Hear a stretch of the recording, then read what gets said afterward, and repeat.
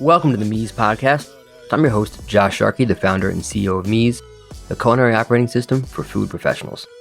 On the show, I'll be interviewing world-class entrepreneurs in the food space that are shifting the paradigm of how we innovate and operate in our industry. Thanks for listening, and I hope you enjoy the show.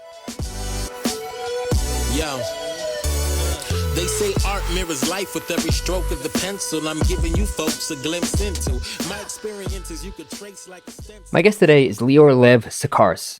Lior is the chef, spice blender, and owner of Boîte, a biscuit and spice shop in New York City. He hails from Israel, where, of course, he was a sergeant in the army. He also grew up in a kibbutz, and then he headed off to France to attend the Institute Paul Bocuse before working for some incredible chefs like Olivier Roellinger, who was one of his mentors, and then traveling to the States to work for Boulud, which was his last stop before deciding to pursue his calling in life, diving deep into the world of spices. Lior's approach to creating spice blends is as close to a work of art as I think you'll find. He has an uncanny ability to meld not just flavors and colors and aromas, but also textures and mouthfeel to create these unique and timeless spice blends that, well, chefs go crazy for. He's collaborated with a ton of incredible chefs like Ripert, Laurent Tournadel, and plenty more. He's a best-selling cookbook author with 3 books and a 4th on the way, and if that's not enough, he's working on one of the most innovative approaches to a culinary academy that I've ever heard of in his home country of Israel. We're going to talk about that, along with his past, the product lines at Boîte, and generally just Lior's outlook on the spice industry at large. I hope you enjoy.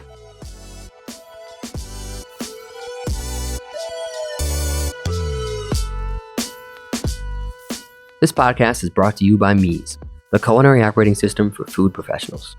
As a chef and restaurant owner for the past 20 years, I was frustrated that the only technology that we had in the kitchen was financial or inventory software. Those are important, but they don't address the actual process of cooking, training, collaboration, and consistent execution. So I decided if it didn't exist, I'd do my best to get it built, so the current and next generation of culinary pros have a digital tool dedicated to their craft. If you're a chef, mixologist, operator, or generally if you manage recipes intended for professional kitchens, Meez is built just for you. Organize, share, prep, and scale your recipes like never before, and get laser-accurate food cost and nutrition analysis faster than you could imagine. Learn more at www.getmeez.com.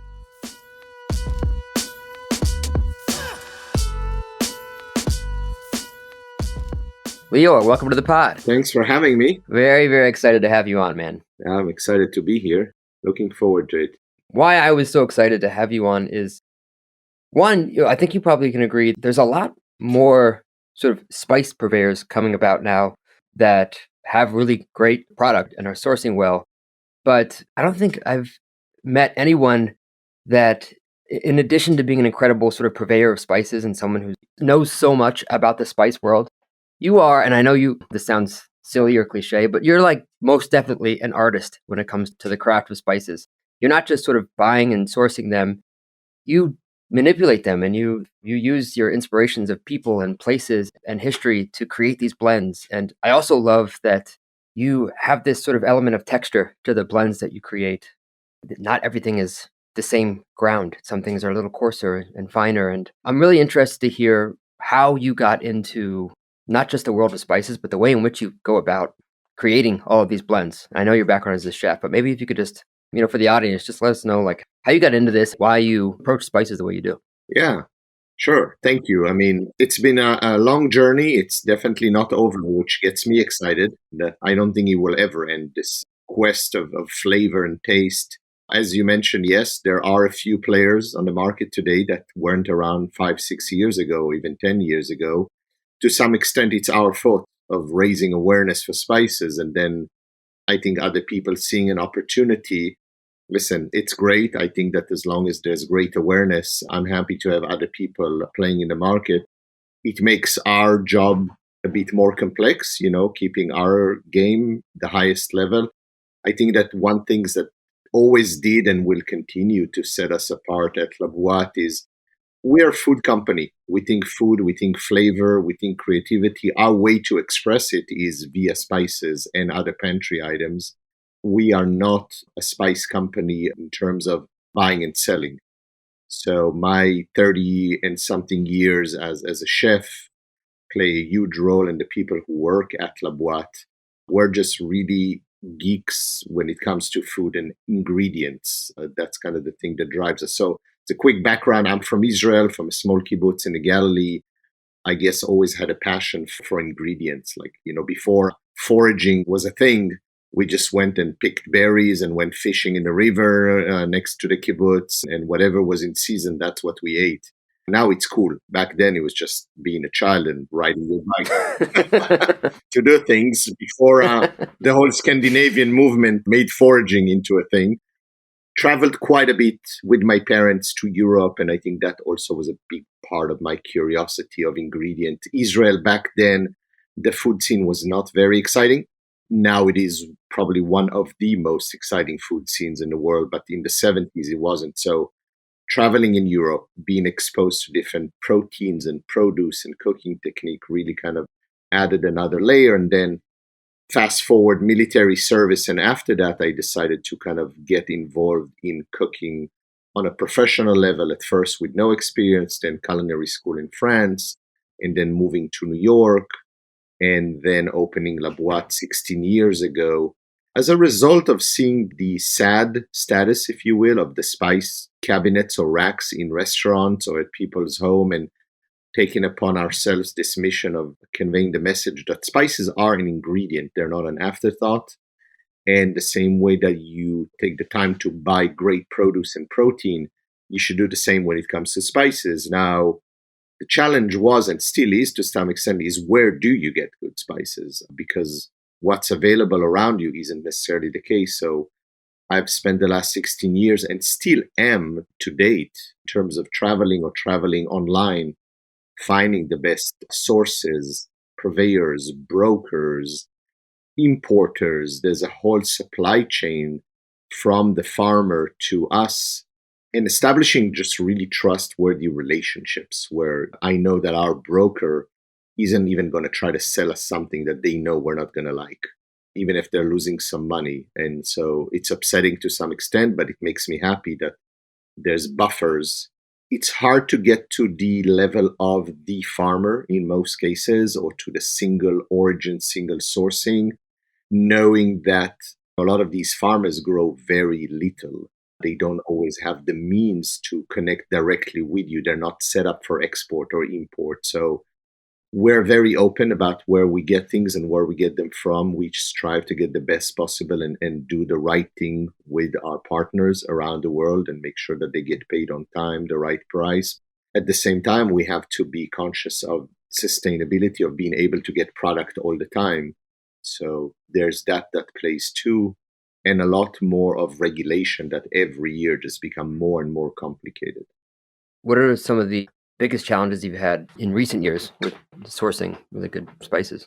Couple of things. First of all, obviously COVID that just delayed everything in terms of speed of getting things and unloading boats with material. We haven't seen any shortage or outage of something dramatic, let's put it that way. And luckily, climate change has not affected the quality that much. We have seen just lower production in areas like Japan for Sancho, where crops were just smaller this year. It's a bit upsetting because it's a product that we love, but at the same time, it puts us in perspective and our partners that we work with, explaining to them that seasonality is still a factor in our lives. The same way that you cannot buy rams in September, Sancho has a season, there's X amount of it, and it's okay. I think it's wrong that you can buy strawberries outside of the season, but that's market demand. So I think in the spice world, some things are still very hyper seasonal.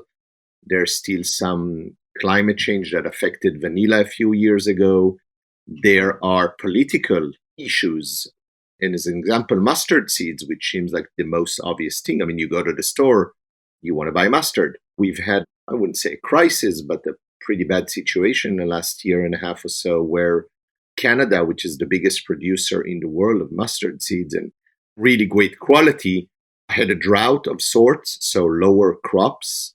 COVID happened too. And then, well, you'd say, well, there's probably a backup option to Canada. Where else can we get mustard from? And the second biggest producer happens to be Ukraine.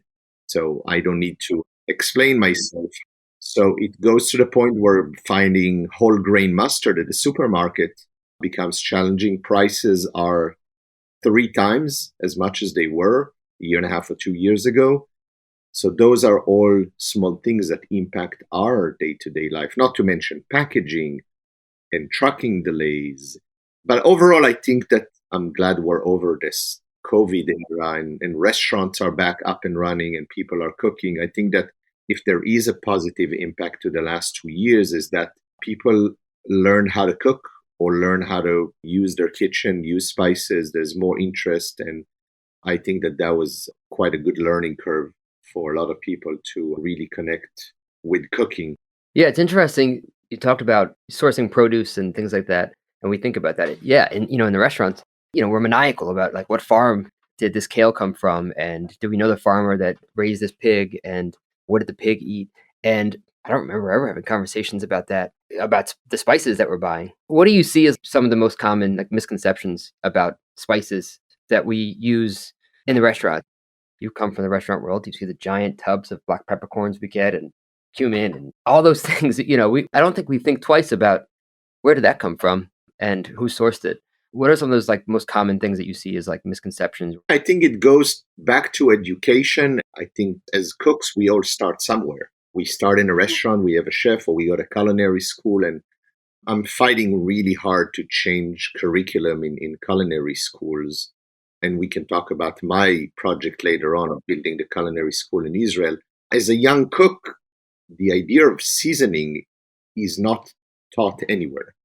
This gesture, this selecting the product. And like you said, I walk every week or every couple of days into a kitchen without naming any names, whether it's fine dining or fast casual and whatnot. And you do see these gigantic tubs of peppercorn and paprika and cumin, and just visually you can tell that the product is bad or not good.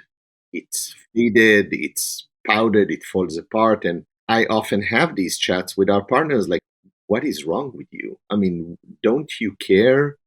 And it's hard because for some reason, which I don't necessarily have the answer, you would spend lots of money on protein and produce and your wine cellar, but then fundamental stuff that you season your food with, for some reason, people are like, well, I could kind of compromise here. I can cut corners.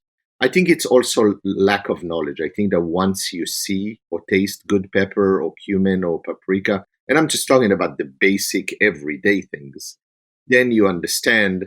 As an example, I got to cook with a bunch of Israeli friends not that long ago. And so it was their first time in the US. And there's like, what is wrong with your salt here? I was like, what do you mean? It's like, it's not salty. It has no flavor. And it's true that when you compare, and I like kosher salt. Do I use it? No. It's not salty. What's your go-to salt? One of my favorite is actually gray salt, which doesn't get enough good PR. I love gray salt, unrefined, high iodine, smells like the ocean, great texture, not expensive even. It's super affordable, just great stuff. I use obviously some fine sea salt and some fleur de sel and Malden, of course, but on a day-to-day, it's pretty much fine sea salt and gray salt, but really good ones. So either Pacific sea salt or French sea salt with higher salinity content to it. And we see success. It's a long battle-ish with our partners, just trying to convert them, trying them to use right vocabulary, not saying I want black pepper, is getting into more specific of what varietal. So it's nice when we see now emails coming in with orders and somebody will order Telicherry black pepper and Muntok white or Penja white or Malabar or Sarawak. And so the same that you will order a Wagyu or an A5 or a grass-fed, where you don't just call your purveyors like, I need a steak. They're like, I need more than that. Yeah. Well, it's interesting. I feel like there's such a noticeable difference, too, in terms of how much you need. When you have, like, really good aniseeds or ajwan or cumin, you need much less than you would. There's recipes where if you use the amount of cumin, for example, in a recipe of, like, really good, like, high-quality cumin, it would be way too powerful.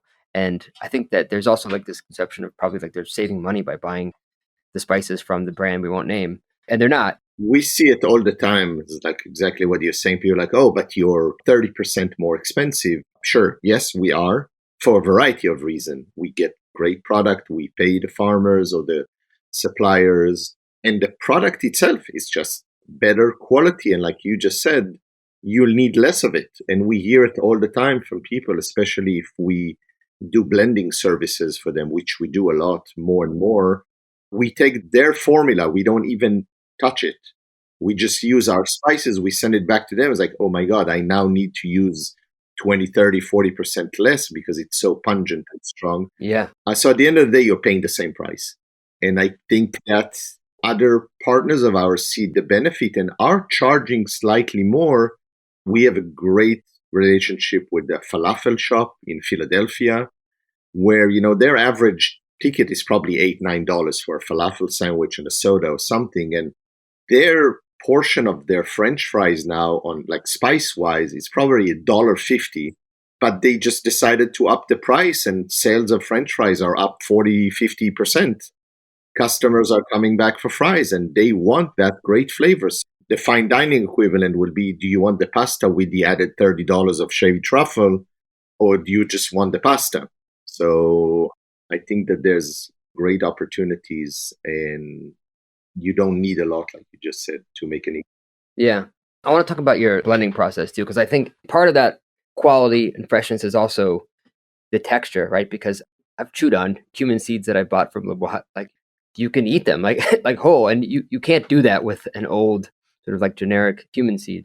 And what I love about your blends is there's always like a little bit of texture to them. And I think it seems like it's a part of your process, but I'd love to learn like, what is your process of when you're creating like new blends, whether it's like for a chef or just in general for the company? Like, how do you go about thinking about the blend and how do you actually like test it? Are you using just like really plain mediums like yogurt and bread, or are you doing different techniques when you're testing blends? I'd love to hear a little bit more about like the process.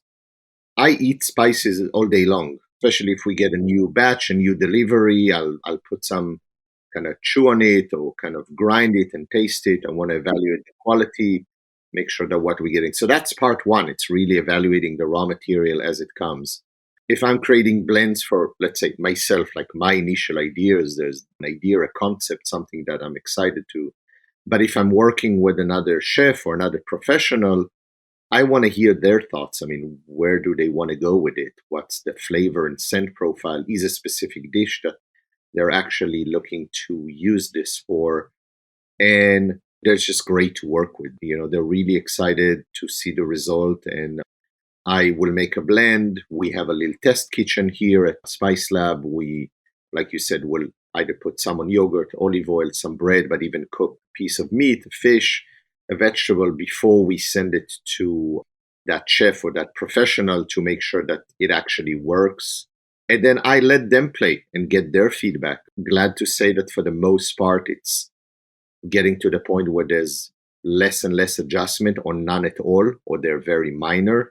I think that really listening from the beginning to their needs and what they're trying to achieve. And I know most of them over time and, what works and what doesn't and what they like and what they don't.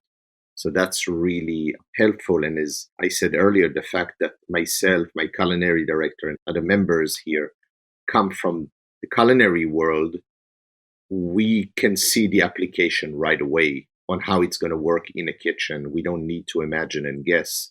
And I think with time and a lot of people that you and I know in common, once you get better or good at this thing called cooking, a lot of it is done in your head. I mean, you could start imagining these combinations and if they're going to work and if they're not going to work. I think that's really beautiful when you can get to that level. I want to definitely dig into like how you collaborate with the chefs, but even just the blends that you guys create that everybody can use. I was looking last night. I think there's over 384 recipes in meez from chefs that just use the concale, the fleur de sel blend. Yeah. I mean, that one's amazing. The Salvador is also obviously like used a ton. The Salvador number 9 and the Isaac. Anybody who hasn't used these blends as a chef, I would definitely check them out. The Isaac is incredible. I love the Salvador as well. You're clearly like creating blends that can be used in multiple ways and I want to dig into how chefs learn about Le Boîte and how they can learn more. But who are some of the chefs that you've collaborated with on sort of custom blends with? Having worked with Daniel Boulud for so many years, so that was and still is an amazing partnership, and Daniel being a real mentor and always kind of a point of contact for any advice, question. So that was the first and most obvious relationship. We spoke earlier about Marc Forgione. Marc was one of our first customers. I met Marc through Laurent Tourandel in the BLT era. And so both Laurent and Marc were kind of the first to kind of jump on board and say, we have a meat purveyor, we have a produce company, we'd like for you to be our spice company, which I think was one of the best things that ever happened to us, is coming from these two great chefs saying, we could do everything in-house if we wanted to, but we don't. We just want to buy it from the best possible sources and focus on cooking. And then later on, we have a very long, amazing partnership with Eric Ripert at Le Bernardin and some other places around the country. Gavin Kaysen from Minneapolis, we both worked for Daniel, and he is now doing incredible thing in Minneapolis. And in Florida, we have Michelle Bernstein, and on the West Coast. So the list goes on, and hopefully, I forgot like another 300 or so partners, and then the cocktail angle of it, and pastry chef and beer brewers and distillers. So the list goes on and on. It's really humbling and great when we get an email from somebody saying, I worked at this and this restaurant. I was a line cook. I was a sous chef. I'm now opening my own thing, or I'm going to work for somebody else and would love to bring you on board, or somebody recommended it. So, which is obviously the best compliment. Yeah, I imagine that's a big part of how you've grown in the chef community. That's what I've seen for sure, is all of these chefs like, oh, I worked at Jean George, I worked at Daniel, I worked here, and I worked for Forgione. And they may not be able to have their own custom spice blend with Le Boîte, but they're using the blends. How would a chef go about saying, Lior, can I create a custom blend with you? How does that work? For the most part, those are existing partners. It's rare that somebody will just come with a non-existing account. It does happen, and we're happy to do it. It's slightly harder because I just don't know them that well. But whether it's that or an existing partner, it's just picking up the phone, sending an email saying, hey, can we do a custom blend? And the answer is yes. It might take a minute because there's a long list of projects in the making, plus our regular 400 and so blends that we already make. So often enough, I'll start with like, hey, have you tried one of these that we already have that they just didn't know that existed? So that's sometimes that. But if they still want to pursue it, we'll make it. It could be a day, it could be a week, it could be a month, depending on how fast they can go, and depending on my schedule too, because I want to make sure I clear enough time to work on that blend properly. What are like the most common blends that chefs are using sort of across the board? I'm sure that they're using a ton of them, but are there any that sort of like rise to the top as the most common ones? The one that we already make, you mean? Yeah. Oh, so you mentioned some of our best sellers ever. Concal, I don't think we even have any stock of it. We make it, it's gone. We make it, it's gone. Our pepper blend, the Pierre Poivre, which is same thing. So those are the two big ones. The smoked salt, definitely high on the list. Isaac, that you mentioned. Our Shabazi spice, like the zhug powder. Oh, yeah. Tremendous amount. For years, I didn't want to do a shawarma spice just because I didn't think I owned that space. And I didn't really know what it meant. But then a great story, a dear friend of mine said, can you not only make me one shawarma, but make me two? One that's more kind of on a North African approach, and then one that's more Turkish. Without thinking, I made a shawarma West and shawarma East, and it's insane. The amounts of that we now in the last 2 years sell of those two, not to mention Za'atar, which it's by the pallet. Baharat. What style of Za'atar do you produce? We make something that's closer to a Lebanese, between a Lebanese Syrian. So it's pretty fine ground aside from the sesame, obviously. So there's no big chunk, high sumac content, great Za'atar leaves in there. We also sell Za'atar leaves themselves, which is a fun ingredient. Part of the big change is Middle Eastern cooking becoming more and more popular. Mediterranean, the whole Israeli movement, where you see these products now featured even in French, Italian, or any other restaurants, which I love the fact that there's not the fusion movement, but the infusion is how can you bring flavors from something else into your different type of cuisine, if you will. I'm actually just gonna use you as an encyclopedia, but I noticed there isn't a quote unquote Ras Al Hanout blend at Le Boîte, although you have the Tangier, which is similar to that. But I always thought that Ras Al Hanout just basically meant the same thing as masala, it's just a blend of spices from the spice shop. Is there actually a defined this is what Ras Al Hanout is supposed to be? Not really. I mean, most people will agree that there's things like cinnamon and some clove and maybe some black pepper, some cardamom, but aside from that, you're on your own, in terms of what you want to put. You'll find in some traditional ones some kubeb berries, which is quite interesting because they come from Indonesia, but that has to do with the trade and the whole aspect of back in the day. But aside from that, everybody has their garam masala or their tandoori and so on and so forth. I love tradition and I love the respect of tradition, but I think it's up to us to write also our own kind of tradition. So you can twist and make whatever you want. I don't think I've seen anything, but have you ever played around with anything from the Mexican cultures? Any sort of these Oaxacan spice blends used for moles and things like that? So we are working on a mole for a client at the moment using sesame seeds, which could be found in parts of Mexico, this idea of sesame seeds in mole. Yeah. We're not there yet. I mean, we still have a couple of tweaks to do. I think that's probably the only kind of Mexican-oriented blend that we currently do.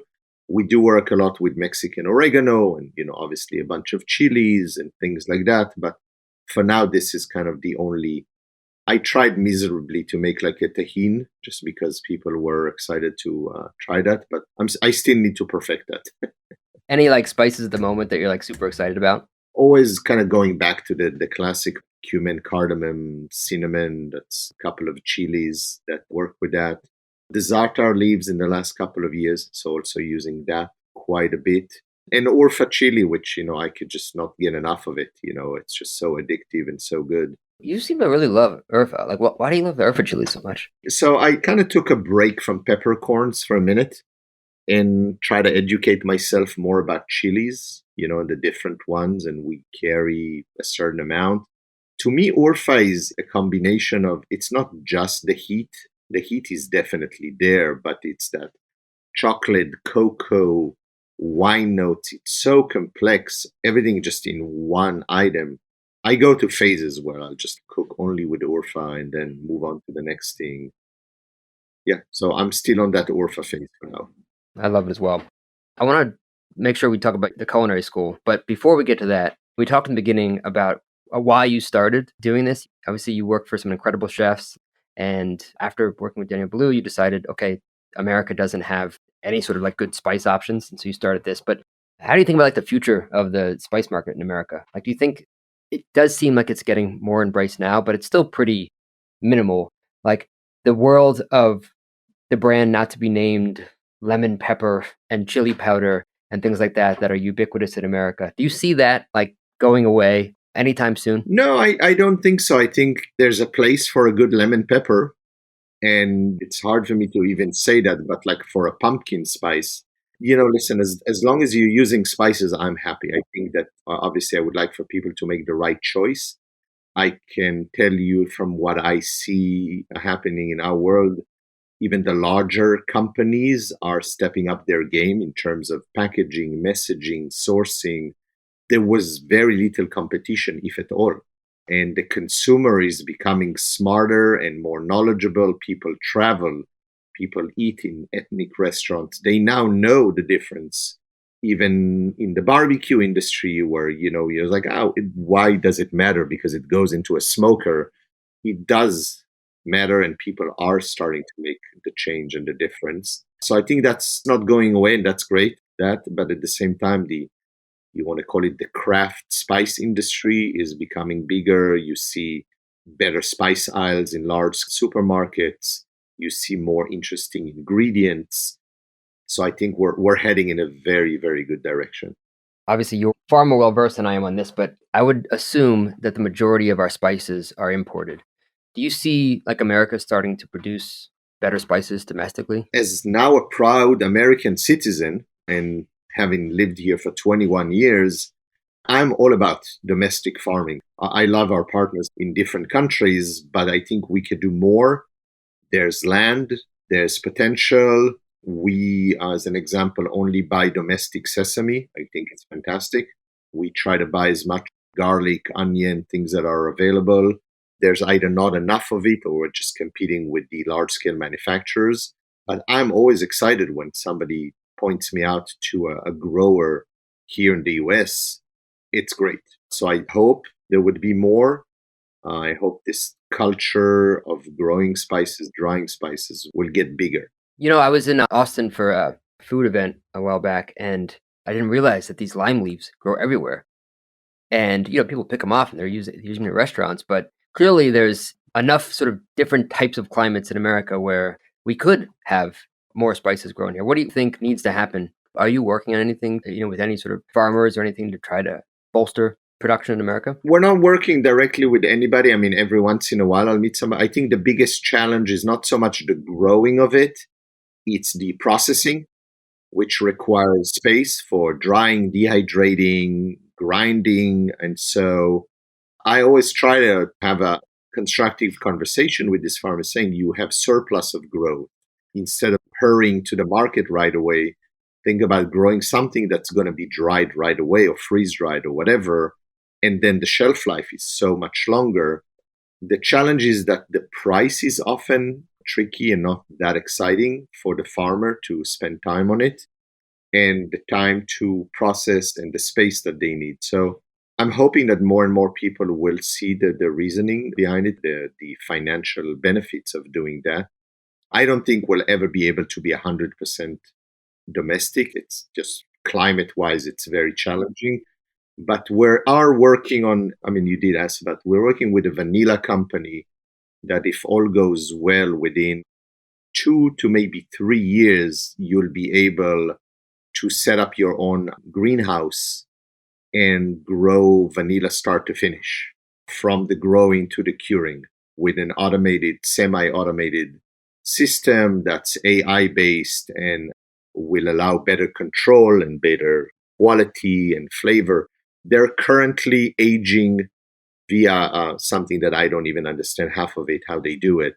They're aging vanilla beans for our specific profile, which we should get in about a month or two. Sort of like what Smallhold is doing with mushrooms. I mean, people can literally like grow and cure their own vanilla beans? Yeah, they analyze a lot of vanilla and like what are the components, and by developing a technology of drying a combination of heat and time and air, they're able to age vanilla to different profile to enhance the vanillin inside to be 10 times higher or even more, but also develop profiles that are a bit more smoky, savory. I went to visit their facility in Israel. It's pretty amazing what they do there. And they're looking into developing these kits where you can grow your own vanilla. That is so cool, man. You mentioned Israel, so I'm just going to jump into the culinary school. Can you talk a little about what you're working on there? We're building a place called Galilee Culinary Institute, or GCI for short, set to open May of 2024. I went to school in France. My parents were very unhappy that I wanted to become a cook to begin with, but they also were unhappy that I left the country and basically never came back. And since that day, I think in 1997, I was always thinking about how can we bring culinary education to Israel. Things have changed quite a bit. There's a handful of now smaller or slightly bigger culinary schools in Israel, some devoted just to cooking, some for baking, some for both, a couple of high schools. But as I was working on it for over 20 years and was trying to find a partner to fund this, which I have, and they're called Jewish National Fund. They're amazing in their support and building it. The idea was to really challenge the education as a concept. I mean, is college too long? Are you learning the relevant things that you actually need once you graduate? What's the rate of success in the real market? And so we've spent 4 or 5 years thinking of that, came up with the concept of GCI, which is a campus that includes a restaurant, a wine bar, a coffee shop, a beer brewery, a chocolate lab, auditoriums, classes. It's open to students from all over the world, as well as visitors, of course. So aside from being a student, you'll be able to come in, dine, eat, hang out, drink. You can take a 1-hour class, a 1-week class, but our flagship program is a 12-month program in English. Again, open to students from all over the world, no background needed, no prior experience. Just have to go to a series of interviews and really spending 12 months exploring cooking, baking, cheese making, wine making, distilling, knife making, and so on and so forth, just to give you a better idea of where you want to go with it once you graduate, with tools in management and basic legal work and all of that, so that you are better prepared, whether you're going to go to work at a restaurant, open your own, whether you're going to work in a lab for a food manufacturer, be a food stylist, a food writer. We want to kind of work with our students to understand where they want to go with it. And the fact that you like to make an egg doesn't mean that you need to become a cook. Maybe you're just an amazing writer or a creative, and you could go into that direction. Like you said, it's not just going to be for learning how to cook, but for all these adjacent parts of the food world, which clearly you're doing one of those things. But how are you going about teaching those things? If it's journalism or e-commerce or something, are you just creating separate classes just for that? Or are you just giving sort of like a foundation that they can go learn more? We're working with great partners on curriculum.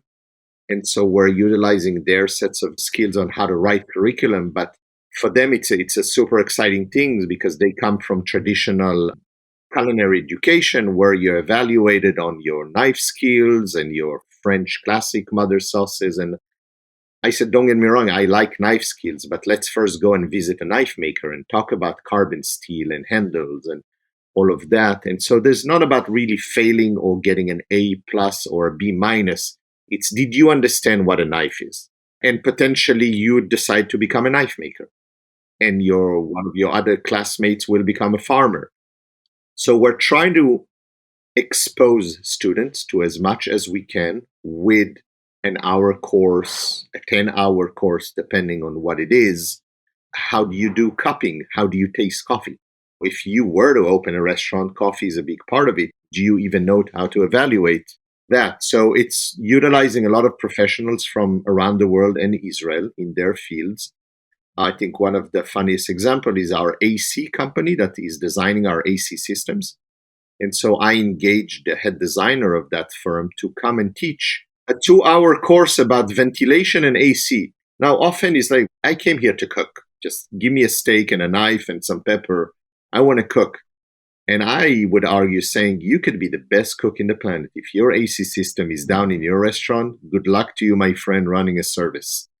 So when you do call that maintenance company, or are there things that you could do on your own, to me, it's as valuable as knowing how to cook a steak properly to a medium rare. Oh my God, I wish I had culinary school like that, and not being sold 30 tons of AC when you really only need 7, and over engineering that way. Man, that's such a cool approach to culinary school. I also feel a little of the influence of the kibbutz in there, and you can kind of do whatever works best for you. So I feel like that a little bit of that influence from your childhood is showing up there. Listen, I told the curriculum team, listen, if you want to put in a 3-hour fly fishing class, I'm all for it.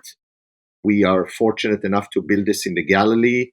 There's Druze communities, Christian, Palestinians, Lebanese, Syrians, Eastern Europeans, all within a mile away from each other. You could see caviar production, winemaking, distilling, cheese making. There's a food science center right there with an amazing lab. That's really the part. Not to mention that we have a 6-acre farm just for the school where students could really work with their peers of saying, okay, our next menu at the restaurant is going to be something. Let's just grow that for the next menu. Or let's bring everything back and compost it and put it back into the ground. Man, I can't wait to come check this out. I'm the only one in my family that has not been to Israel. We're going to fix it. I'm definitely making it there for that. That is so exciting, man. I had no idea the way you're going about it. But so you said 2024? May 2024, yes. How do people in the States learn more about that? We have a website, obviously, called GalileeCulinaryInstitute.com. Okay, cool. We'll put that in the show notes for sure. GalileeCulinaryInstitute.com. Go there. There's a ton of information. You can just contact one of our team members. You could start a pre-application for the program, sign up for a monthly newsletter, and just simply, just email me. Just send me an email, lior@laboiteny.com, for any questions, coaching, life support, or just to chit chat. I think that going back to the COVID days, which reinforce our communities as cooks and culinarians, and the support that we can lend each other. We all go through the same thing, whether you're a restaurant owner, a spice company owner, or a wine importer. I think we need to talk more to each other as a group, as a whole. Yeah, absolutely. Speaking of life support, I was going to ask you, because I think you have kids too, right? Yeah. My kids, at least my son, barely eats anything. Do spices help them open up to more food? I call it the chef's curse. I have two amazing kids that are very savvy New Yorkers, even though they're only 7 and 9, but they know everything about everything. The youngest will eat pretty much everything, from mussels to lamb, fish, and everything in between. However, the child will not eat a piece of strawberry or blueberry, which seems very interesting to me. The older one, at the same time, the flip side, will only eat fruits, vegetables, and yogurt, and would not touch a piece of meat or fish or even pasta. So it's something that I'm fascinated. If I had more time, I think I would devote myself to kids' food and understanding why is it that they like or don't like something. I'm really fascinated about this. We actually have a food therapist right now working with our son. And my son loves to cook with me, and we make all kinds of fresh pasta and all kinds of things together. But he literally will eat. There's 4 things. He'll only eat the very, very high quality feta. It won't eat the crumb. It has to be like the block with the really nice brine sheep's milk feta and nuts and seeds, and that's basically it. Maybe some bread. Wow. I think the texture thing. Yeah, I think, one of them is very sensitive to smell, which is challenging, but makes me happy at the same time. As somebody that's my profession. But there's hope. I married a vegetarian who now eats only meat pretty much. So I think it's a matter of time. I think stress definitely doesn't help. I think that I am more relaxed about it now. I was more stressing as a young father. Obviously, nobody gives you a handbook of the do's and don'ts. The one thing I would say is just one day at a time. What was valid yesterday isn't valid tomorrow. And then I just ask them what they want to eat, and that's what they get to eat. Yeah, I think exposure is probably the best Yeah. thing. Just keep exposing them to it, and eventually they get it. We'll move away from kids Yeah. now. I wanted to talk for a minute about Pierre Poivre and Olivier Roellinger, because Yep. it seems like they had a really big influence on you. So I'm always curious, like, who were people's mentors, and those two had a big influence on you. I'd love to hear, like, why, and are you still in contact, or Yeah, of course. even maybe work with? Yeah. I'd love to hear a little more of that. So I was in culinary school in 97 to 99 in France, and part of school is requiring you to do a stage, an internship or externship. And so I did my first one in the south of France, near Spain, in the Catalan area. And then for my last year in school, I applied to Les Maisons de Bricourt, which is a restaurant in a small town called Cancale, thus the name of the blend I made later on. I got a very nice letter saying thank you, but no thank you. But for some reason decided to send a second letter. And somehow to this date, I don't even know what made the change. I got a letter from Olivier's wife, Jane, saying we would be happy to make an exception. We never take any stagiaires. Just show up April, whatever, 1999, etc. So I show up to this beautiful little town on the coast of Brittany near Saint-Malo, near the Mont Saint-Michel, back then 2 Michelin star restaurant. I think I was there at 1:30 in the afternoon, went up, put my stuff, and by 4:30 I was in the kitchen, started to cook. I knew what Olivier Roellinger, who was the head chef, a fascinating life story of a person that nearly died in a very brutal attack by some just gangsters in his hometown of Saint-Malo, and decided to quit his engineering studies to become a cook and a chef. And within 2 years got a Michelin star, and then a 2, and then really became a world-renowned chef and influence, and I see it when I travel and I eat at a restaurant. You say the word Roellinger and people are like, oh my God, that's the reason I cook, or that really impacted my life. Less known in the US, obviously in Europe more. In the US, it's more, high-end chefs that we know. It's unfortunate because I think a lot of people could read his book, watch his movies, and understand he's a great philosopher.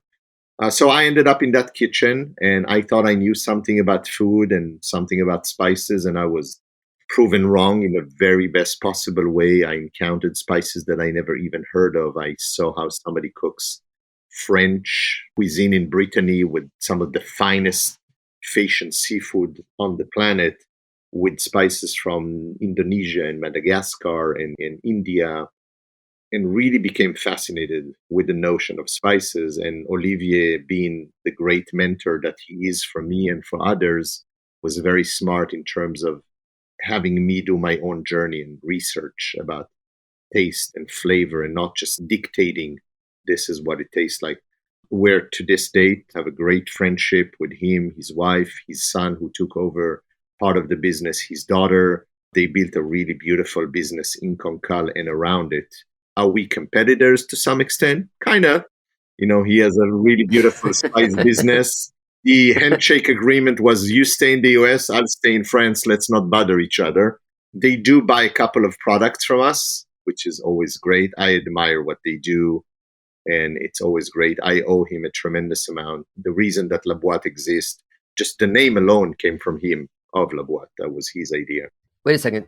I have somewhat poor French, but I'm pretty sure it just means the box, right? Yeah, so as I was leaving Daniel, and Olivier got his 3 Michelin star. I happened to be in England for a wedding, and I was like, if I'm already here, I'm going to jump on a quick, cheap flight to Saint-Malo, 35 minutes, not even, maybe 40, rented a car, made reservation to eat at the Maison de Bricourt, which sadly doesn't exist anymore. They only have the other restaurant, which is fantastic.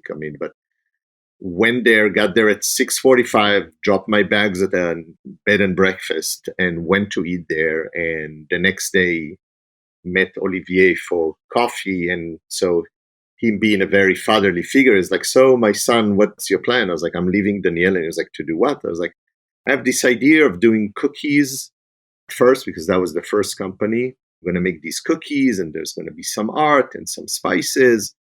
And he was like, all right, just go do it. And by the way, if it was me, I would call it La Boîte à Biscuit, which just means the cookie box, which sounds obvious, but it's a perfect name. And so I went home and I started La Boîte à Biscuit. And then when the spice business came around, I call it La Boîte à Épices. And then at some point, I just got rid of the rest of it, and we just narrowed it into La Boîte. It makes sense, box in French, boîte in French, aside from being an actual box, it's a structure, it's a company, it goes beyond. I also happen to collect boxes on a side kind of gig. I took some time off from that because I have no more room to store them. I have over 2,000 different boxes dating anywhere from 1900. But yeah, that's kind of how the name came about. And so when I started the spice business, as a result of Marc Ferdion and Laurent Tourandel, out of their requests of like me blending spices for them. So one of the first blend was Concal, and that was kind of my tribute and homage to Olivier and Concal.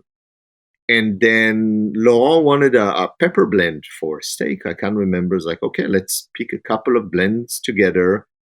I was looking for a name. I love naming blends. It's something that I'm really excited about, giving them a name. And I was doing some reading, and I stumbled upon this personality named Pierre Poivre, which means Peter Pepper. Fascinating story. Little did I know that he was from Lyon, and I probably passed next to his tombstone 1,000 times because it's in the center of Lyon in a church. And that's kind of how the name came about. And, 16 years later, it's the most sold blend that we make. I semi-jokingly said that I hope it's going to be on my tombstone, the creator of Pierre Poivre. It is now a trademark, or at least in the process of being registered. And that's Pierre Poivre. I met somebody the other day who said that that's the only pepper they use for many years now, which is an amazing compliment. It is an incredible pepper blend. I'm not sure if Pierre Poivre would be happy or sad about this, but if you search Pierre Poivre on Google, he does come up as the first result, but then every other result is from the Boîte. So We own the taken space. over. You've taken over his name. We reached out. We're trying to do the research for the trademark. We can try to connect with the society. There's like a non-for-profit. We want to make sure that we're not offending anybody, and I hope we're making him proud. Of being the rebel of the spice industry and really somebody that I admire. So hopefully, every time somebody uses a little bit Pierre Poivre, it makes him happy. Yeah, absolutely. And you started talking about his background, but I also think it's pretty fascinating how he was able to sort of bring spices to so many places where they didn't exist. And he worked for the French East India Company, right? He was a religious person sent on semi-religious, semi-economic reasons by the French government back in the day to spread the word of God, but also kind of maintain the books and develop relationships. And we're talking about an era where spices were a reason to start a war. Think about Manhattan, that part of the Amsterdam Treaty.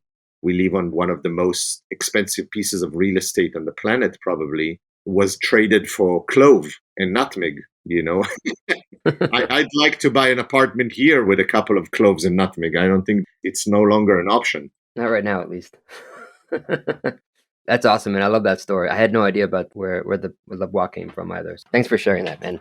We're wrapping up here. I wanted to sort of just ask you if there's anything that you would like to tell the audience. Like I said, it's probably the majority of them chefs, restaurant owners, mixologists, just food professionals. Anything that you'd like to share? I really would like to invite everybody who's listening to it and is involved in food in one way or another, just rethink spices. They deserve more attention. They deserve to be highlighted. You're doing justice to the growers and the vendors and this industry, which is fascinating. So the same amount of time, attention, and money that you're spending on anything else should be dedicated to spices. It takes you to a third dimension. I think it really makes a difference on what you're using. We're obviously here. We have people come here and visit us all the time. It's an open house. Come and see us and explore and just educate yourself more. Come to Israel next year. Hopefully, for May we'll be open. And also as a shameless plug-in, and you can cut it off. I mean, the next book is coming out in June. It's called A Middle Eastern Pantry. It's really my tribute to the Middle East pantry items and this whole culture of preserving, pickling, drying, and the notion of having a pantry, which for some reason doesn't exist anymore, and how you can make amazing food with these things, or how you can even make your own pantry items.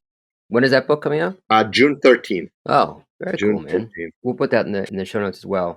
So what's the best way to get La Boîte spices into our restaurant? Either send an email to info@laboiteny.com, or if you're ready to go, then it's just orders@laboiteny.com. One of the team members will set you up, open an account, send you samples, and talk to somebody. We have a couple of people here, including myself, who can walk chefs through the process of what to get, how much to get. As I said again, it's not like dial 1 for this, dial 7 for that. There's actual people that will pick up the phone and or respond to the email and provide advice and consultation, if you will, in terms of what's the best possible things to get. And you can always reach me. It's just Lior@laboiteny. All right. Lior, this was awesome, man. Thank you so much for taking some time. I know you got a busy day. And make sure you use meez. That's the most important. Do you have recipes? Put them in meez. Thank you for the plug. Yeah, put them in meez. It's all about the recipe. All right, man. All right.